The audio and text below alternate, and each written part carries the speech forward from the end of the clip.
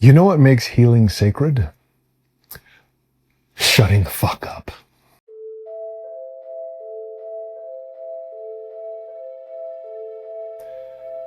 Fresh pain wants to be seen, but some pain needs ritual. We live in an era of overshare. Trauma as content, vulnerability mistaken for intimacy. And yeah, sometimes sharing isn't healing. Sometimes it's another dopamine squirt. For me, it was another bottle of wine that got me through the pain. Let's get something straight right from the beginning. I am not against sharing. I am against the compulsive, premature, unprocessed disclosure we've been conditioned to offer in exchange for attention. That's not healing. That's public bloodletting. There's a difference between a wound and a scar. Wounds scream, scars whisper. And true emotional intelligence means knowing which one you're speaking from. Honestly, the trauma I've suffered is the kind you don't walk away from unchanged. It splintered my soul, rerouted my wiring.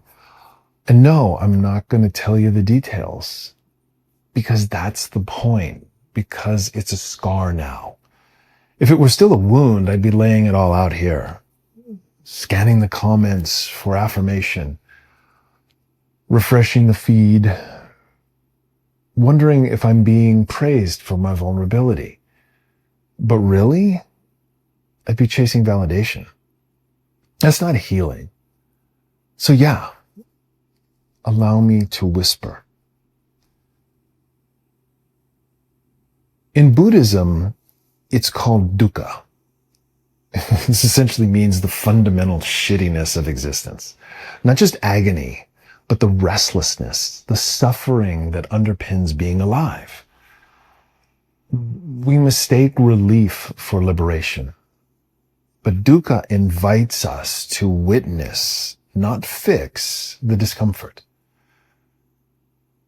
Taoism sees suffering as imbalance, an invitation to return to the harmony with the Tao, not to resist the ache, but to kind of soften around it, let it reshape us, but gently. Stoicism reminds us, control the controllable. You control your response, and in that response, there is discipline, resilience, and presence. And again, let me be clear. I'm not saying you should suffer in silence. Okay, maybe a little. I do an actual cold plunge every morning. Yeah, I'm one of those guys. And I hate it. The hardest part is not the water. It's standing on the other side of the sliding glass door. Barefoot, buck naked, and questioning why the hell I'm about to step into 39-degree water. But I do it because I want to train myself to stay, to breathe, to choose challenge before the day chooses it for me. So when I talk about sitting in silence in your pain, I don't mean glorifying agony. I mean training your soul to stay present in the discomfort, to not escape.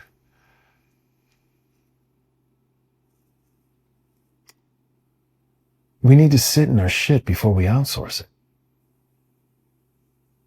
So before you turn to Instagram, before you post that TikTok confessional, check in with yourself first.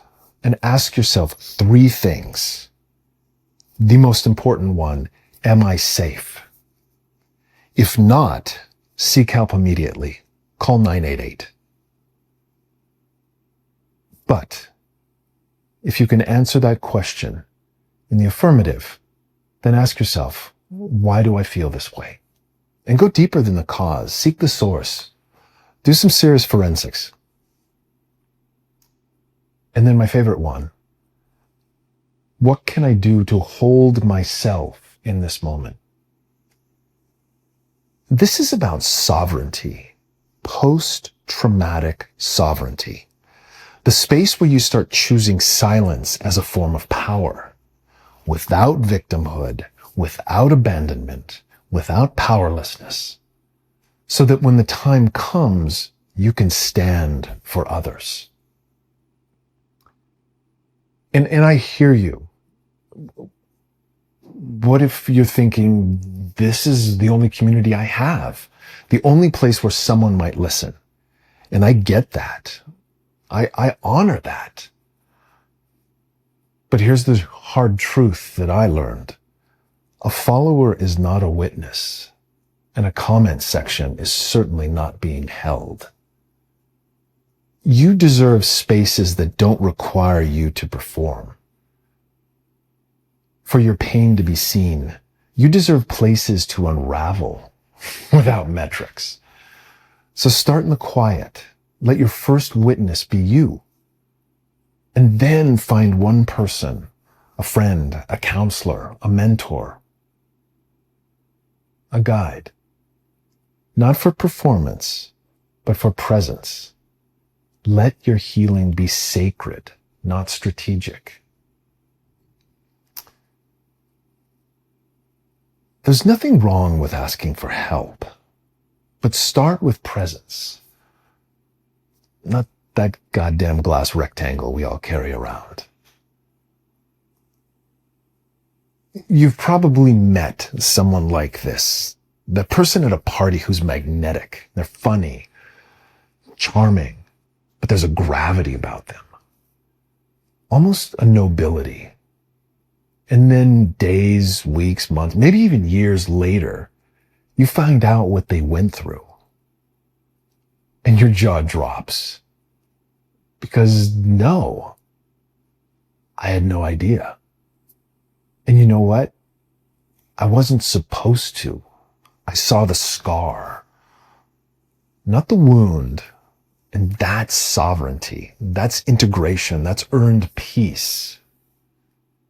That's the goal. Now, contrast that with what happens online. We post our pain, still raw, hoping for relief. And yes, a heart, a comment, a share, it hits. Oh, that sweet, sweet dopamine. But it's fleeting. We start confusing performance with catharsis. And what about the people watching? Research has shown that repeated exposure to unprocessed trauma online creates compassion fatigue. We stop feeling. We scroll past. We protect ourselves from your pain. Not because we're cold, but because we're burnt out. So no, sharing isn't always healing. And witnessing isn't always holding. Sometimes the most sacred thing you can do for yourself and others is wait until your story is a scar, until it can whisper. We've lost the meaning of sacred. It's been gentrified, bastardized, stripped of awe. Sacred is what you hold private, not out of fear, but reverence. Holy in a temple of your own becoming and making. You don't share it to be seen.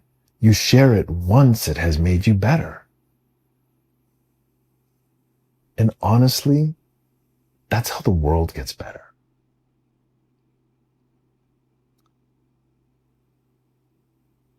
The feelings don't always leave. They last. But I think of hands that labor become calloused so they can handle rough things, pick up what would burn others. And those very same hands, they can still caress the face of a loved one. And and they can still change a baby's diaper. You don't lose one to have the other. They coexist. So sit with your shit. No captions, no soundtrack, no CapCut template. Just you, just stillness. The algorithm does not reward silence, but your soul does. And if all else fails, just shut the fuck up. Not forever, not out of shame, but for sacredness. Heal first, speak later, whisper always. Take care. It's going to be okay.